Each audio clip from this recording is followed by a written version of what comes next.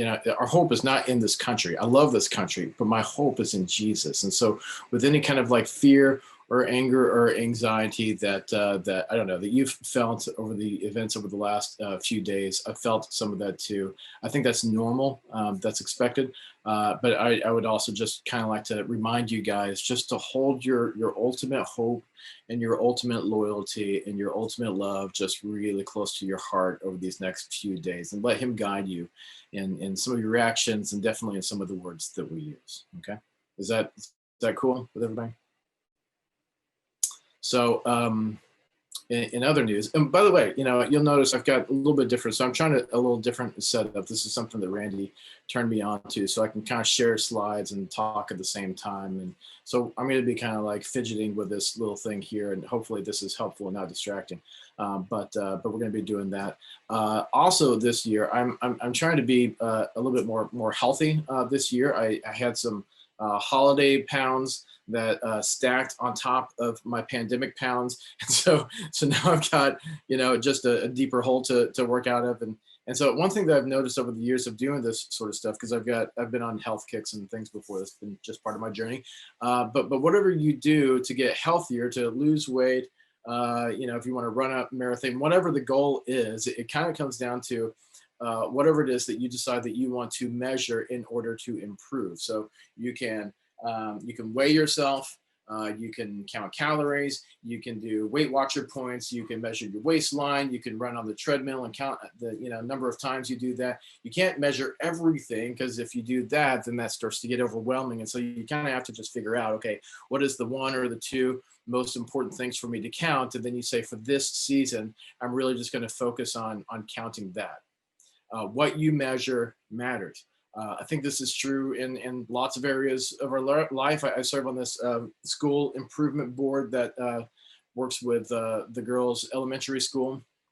I'm on this team with a bunch of educators and stuff, and in a field that I was sort of considered to be more artistic than like scientific. I'm like shocked by all the different measurements that they take to track progress, to see how they're doing educating their students.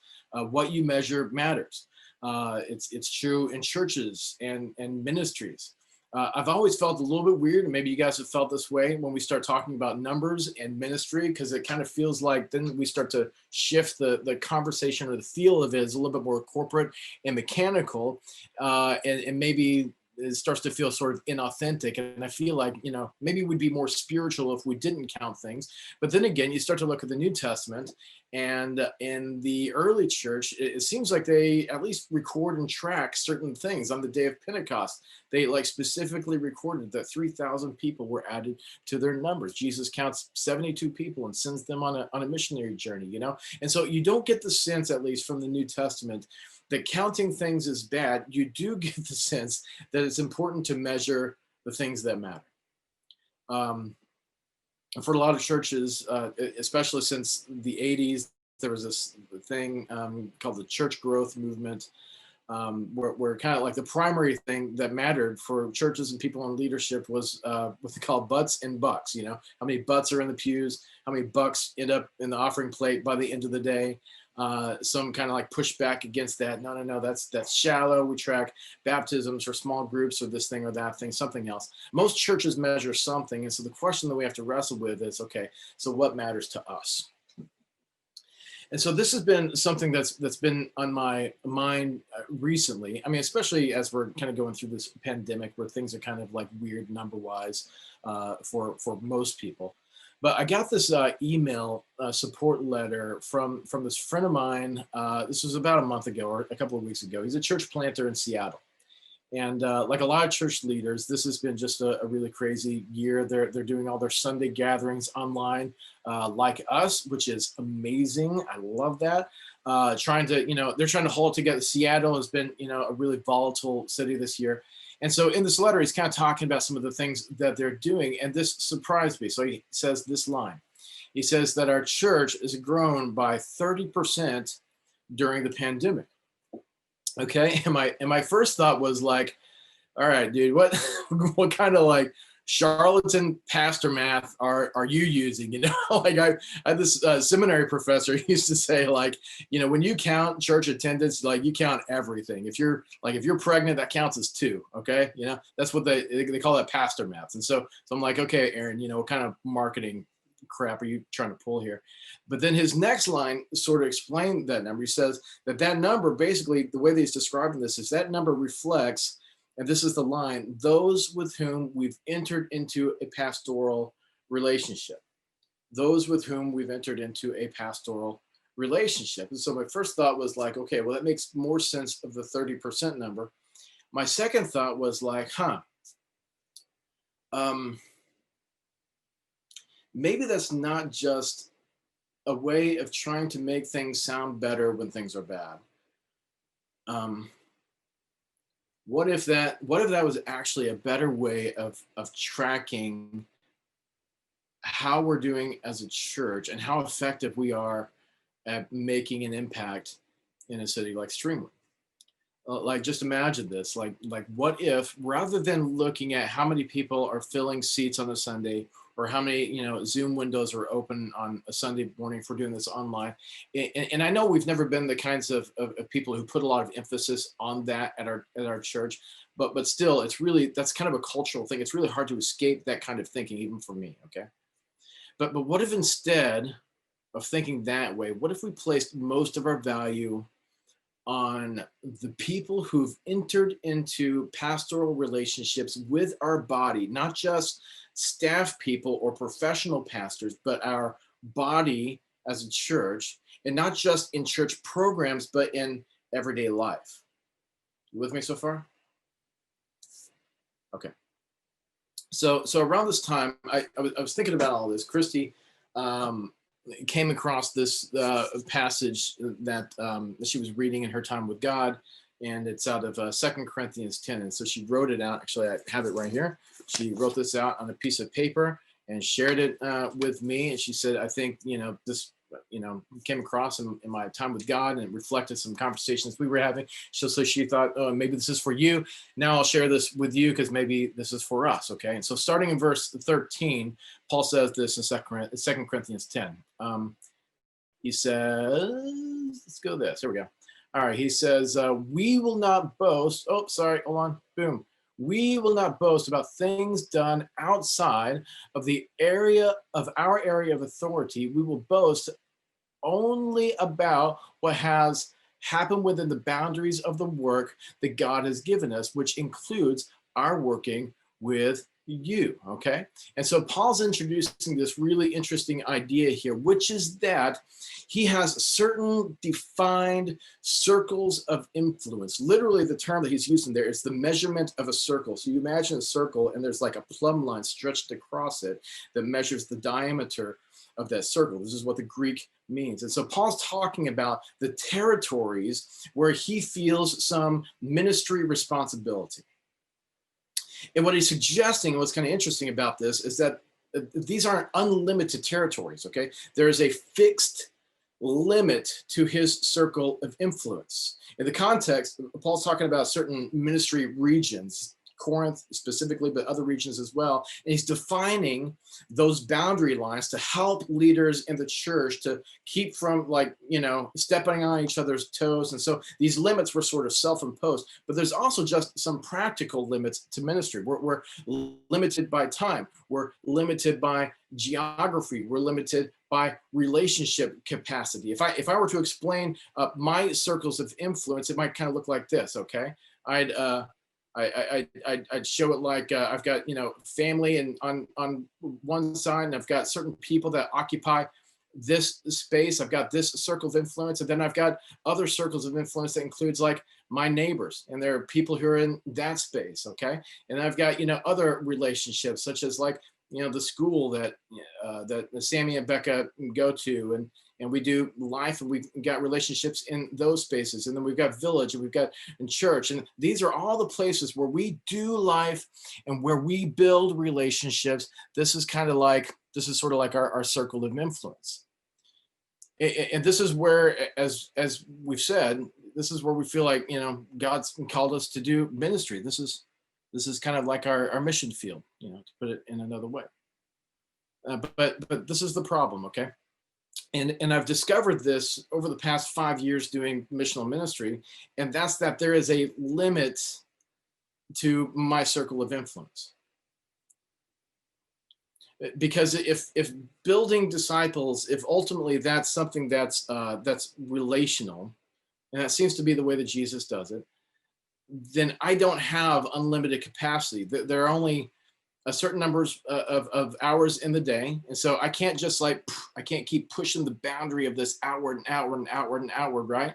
And I can't keep packing more and more and more and more people and lives within my circle. I just don't have the time for that. I don't have the capacity. I don't have the spiritual gifting for that. I know that. Okay. There are, as Paul says, there are boundary limits to our personal ministries. And so then this is the question that's posed. Well, then how will the kingdom grow? Okay. If we're all limited and we have this defined area, how does the kingdom grow? And so Paul continues in verse 15, and he says this. He says, this is so important. Listen to this. He says, we hope that your faith, whose faith? Your faith, okay? He says, we hope that your faith will grow so that the boundaries of our work among you will be extended. You see this? And then, he says, then we will be able to go and preach the good news in other places far beyond you where no one else is working. Okay. Right. So you're catching this, right? This is what Paul's saying. This is how the kingdom ultimately grows. It's not just about building a bigger auditorium and adding more chairs to it so more people can sit and listen to a few people like me. No, he's saying the kingdom of God grows when we're being pastors in our circle of influence, and then you've got somebody else that comes alongside, and like the Marshalls, okay? And they've got certain people that overlap with our circles of influence, but then they've got other folks, people who live in their apartment complex and places, people at Jessica's work and Zach's gym, and they've got relationships that we don't even know them, okay? They're far outside of our circle. And they got another, family that comes along like the Warrens, and they've got some, people that overlap with us, but then they've got some other relationships that are kind of far beyond us, okay? And you got Seth, and he comes along. He's got people that he's ministering to in his circle, and the Weersings and Lannon and that sort of. And this, I think, that's organic kingdom growth when the light of Jesus is unleashed and distributed organically through all of us, okay?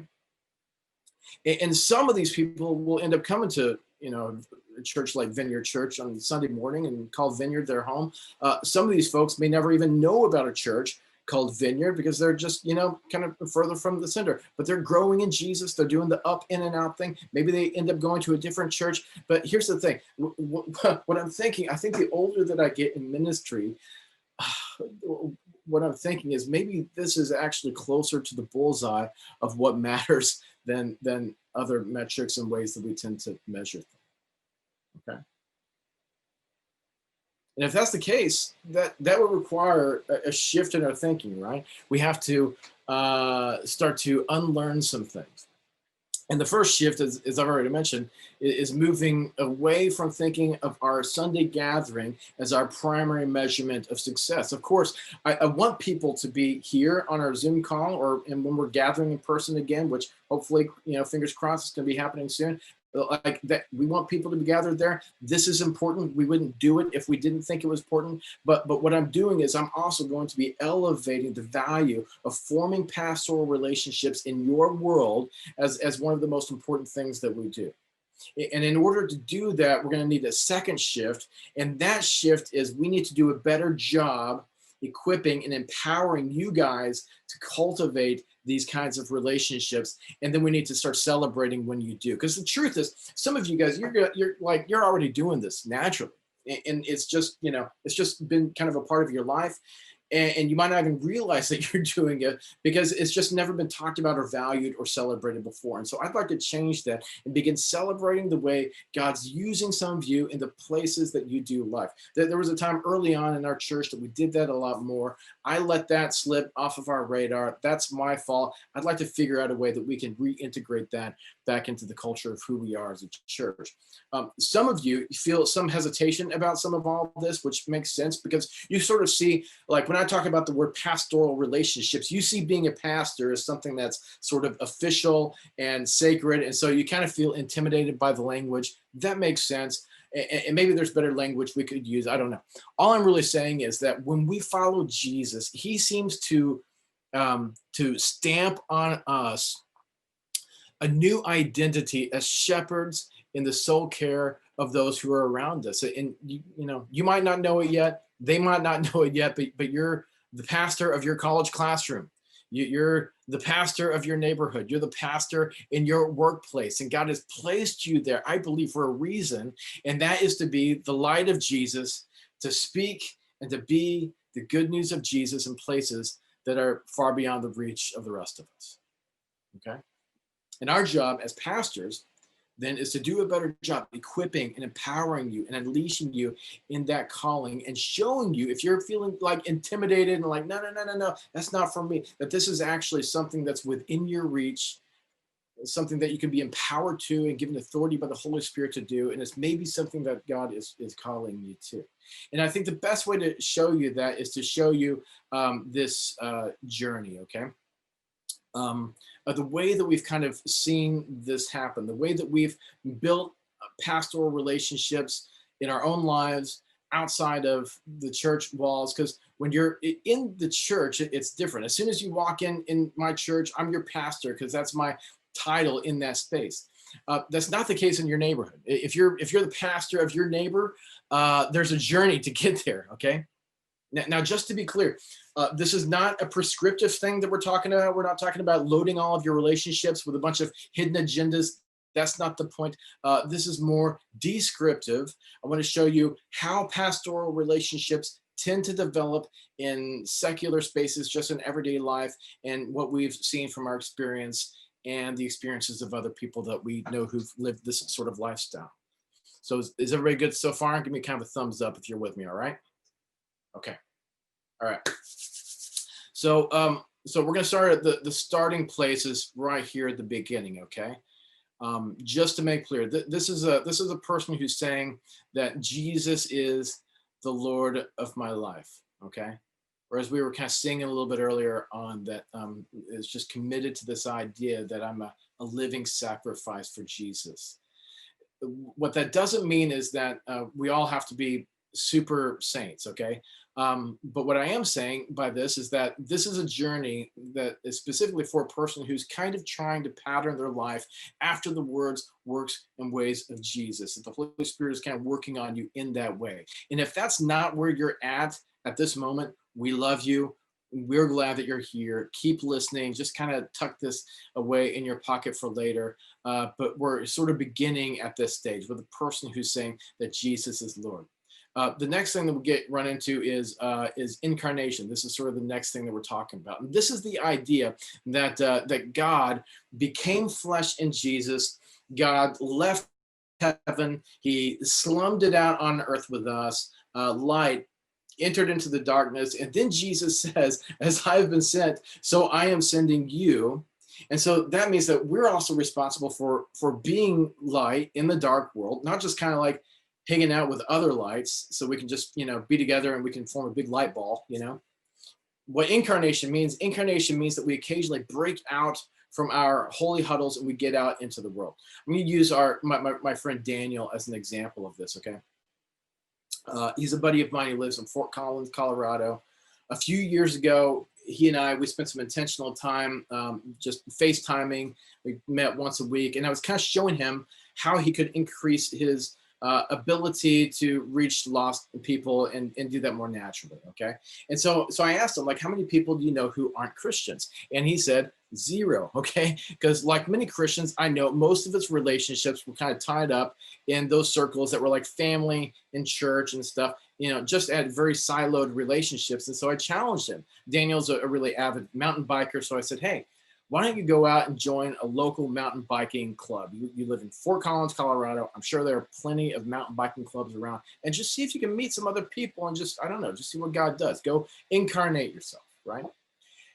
And so he did. He went out, he joins a group of about 15 other guys that go out mountain biking every week.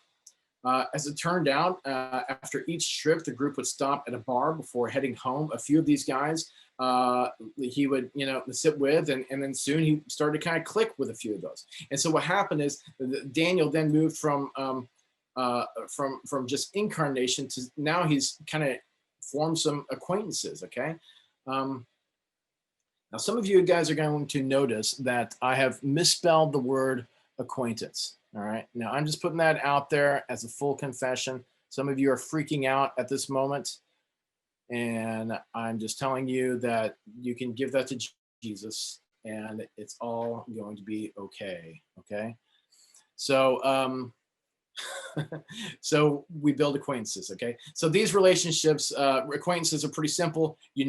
Somebody's name, basic information. Most of your conversations revolve around whatever it is that you have in common. For Daniel, they were kind of getting together. They would talk about mountain bikes. They would talk about beer. But then after about 5 or 6 months, a few of those acquaintances turned into genuine friendships, right?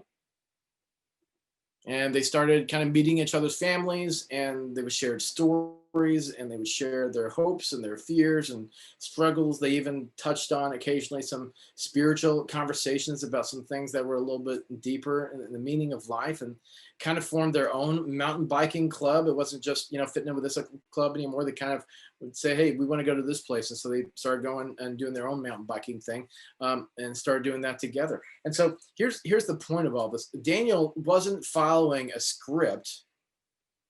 What he was doing is he was just responding in faithfulness to be the light of Jesus in a dark world. And then he just let God use that. And then what he got from that was really his first genuine friends with people who didn't know Jesus, which is really amazing. Okay, in our lives, we've been just so richly blessed, and we've seen so much fruit as God's brought these kinds of friendships into our lives. And I know this from personal experience. To do that well, that takes persistence. There's some lifestyle adjustments of the way that you live life. There can be some tricky situations that you can get into where you're kind of holding the tension between I really want to be a good friend, but I'm also trying to hold on to my integrity. And so there's that kind of thing. It's not always easy, but he was doing this. He was kind of living this, and that's so important as we hope God moves in the lives of the people around us. Now, I want to say it again. I don't want to give the impression that that we just build friendships with people with an agenda. If God just brings rich friendships into our lives with non-Christians, and that's all that ever comes out of those relationships, that's a blessing. And I think that pleases God. Still, my hope is, and it always is, wherever I am and whoever I'm with, I'm just hoping I can help people inch closer to Jesus in somehow, some way. Because I know that Jesus is the giver of life, and that's what we're trying to do. And I am just convinced that the most significant way that happens is when God gives people who are far from him sustained, fruitful friendships with people who love Jesus. I'm convinced of that. Even the research on people who become Christians bears this out. Most people who enter a relationship with God credit at least one influential Christian relationship in their life. And so that takes the people of God, people like us, committing to those kinds of relationships within whatever sphere of influence God has given to us. And so what we're going to get into in next week is kind of the last part of this journey. We're going to talk about how we begin to take more ownership and responsibility, not just as friends, but as potential spiritual influences in people's lives. And so we'll be kind of moving into those last two, parts of the circle, this section here. But here's why I think this is so important. The way that the kingdom actually grows is when the light of Jesus is distributed and spread through all of us. When we get intentional about that. I mean, because we can go out and we can go find a building and we can start having public services. I mean, we have plans to do that as a church in the coming months. And that's great. And maybe one day we're going to find a place and we're going to be able to fill that room with people, and we have to get a bigger room. And that's great if God blesses us in that way. Well, here's what I'm saying. If that's all that we're doing, if that becomes our primary strategy of being a church in Streamwood, I'm not really interested. I have no desire to just start a church congregation in Streamwood that meets on Sundays and sings songs. It's not interesting. Okay. Because that's, for me, that's not the call. The call is about making disciples, not making churches. It's about making disciples, because you can totally, and I've been there, you can totally build and operate a church and rarely make a disciple. But if you build disciples and you build disciples who go make disciples, who are missionaries where they live, who are building friendships and being pastors where they are, then you always get the church. And that's what I'm committed to. I mean, that is the bread and butter of my life. This is what my voice is in this body. This is what I hope to bring to this body. And I just hope we can kind of begin to cultivate that value among us as well. And so today I got just a little bit of homework for us to just begin thinking about this. I want you to just pull out a piece of paper, if you've got one around you. If you don't, you can just kind of like real quick just grab a sheet of paper, something that you can write on. If you have a spouse, then you can share. But I want to just give you guys like 5 minutes. And I'd like to give you 5 minutes to brainstorm all of the circles of influence that God has given you in your life. And actually, I want you to draw circles on a piece of paper. You can start with, your family, and then kind of work out from there. Draw a circle of your family, write all the names that you can think of that fit in that circle. It's going to include, if you have kids, it's going to have your kids, your spouse, in-laws, if you have them, and then kind of move on to the next places where you spend the majority of your life. And when you're done there, you move on to the next place, and just draw as many circles as you can think of. And you're not thinking about, by the way, the relationships that you used to have 5 years ago. I want you to think about where things stand right now, where you do life.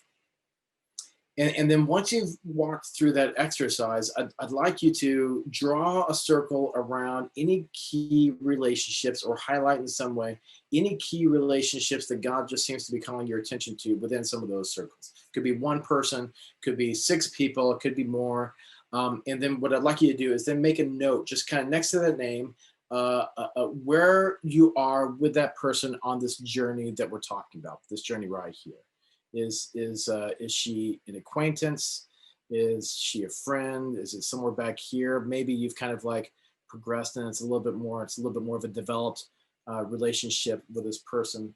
But I'd like to give you guys just some time to think about it. So let's just take 5 minutes in your home, and then we'll come back together on Zoom, and we'll share a little bit about what you see God doing in and around your life. And we'll talk about this a little bit more. Okay? All right. 1, 2, 3, bears, break.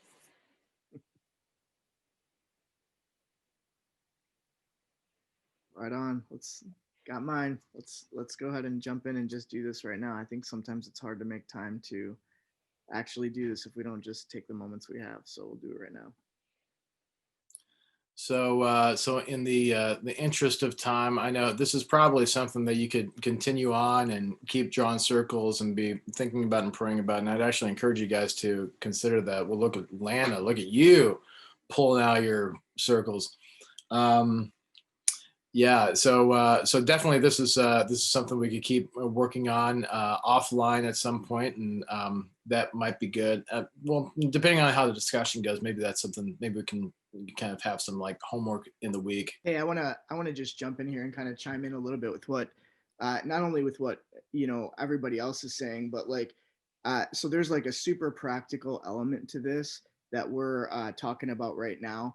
But I will tell you that as Dave shared this with me for the first time and kind of unpacked some of this, and as Betsy and I started talking about it, this is 100% the type of church that we want. This is not Dave talking about his lean. This is actually like the kingdom message that we are about. And so, yeah, I just, and like, as we were sharing, there was actually a moment there toward the end of Dave's message where I just felt like Holy Spirit, just like the resonation of Jesus, of Holy Spirit, just saying, yes, this is what it's about. This is what it's about. Our reach doesn't extend by having this amazing Sunday morning service. Our reach extends by people, real people, just being followers of Jesus in their everyday life and letting that be seen. And so I just, yeah, from like just more of a less practical element, I just want to say like, yes, yes, yes to all of this. This is exactly who we are aiming to become. We are all aimed in this direction. So yeah, in case there's any, like Dave's might be the one that talks most about mission, but this is actually why we exist in Streamwood. So yeah, I just want to kind of throw that in there too.